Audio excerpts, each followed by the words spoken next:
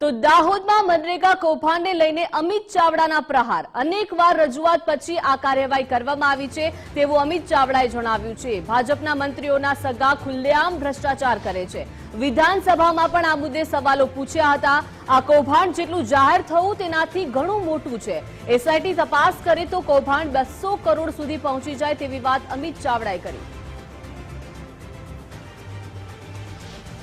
સમગ્ર દાહોદ જિલ્લા અને આખા ગુજરાતમાં ભ્રષ્ટાચાર શિષ્ટાચાર બની ગયો છે।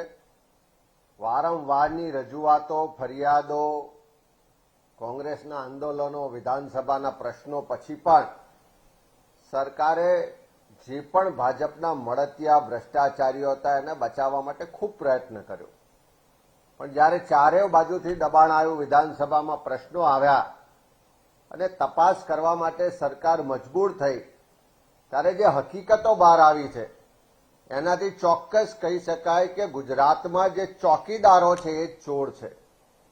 જે રીતે ધરપકડ થાય છે, એક બાજુ રાજ્ય સરકારના મંત્રીશ્રીના પુત્રોની ધરપકડ થાય છે, બીજી બાજુ જવાબદાર અધિકારીઓની ધરપકડ થાય છે। એટલે જેના હાથમાં રક્ષા કરવાની, તટસ્થતાથી કામ કરવાની જવાબદારી હતી એવા લોકો જ ભ્રષ્ટાચારી તરીકે બહાર આવી રહ્યા છે।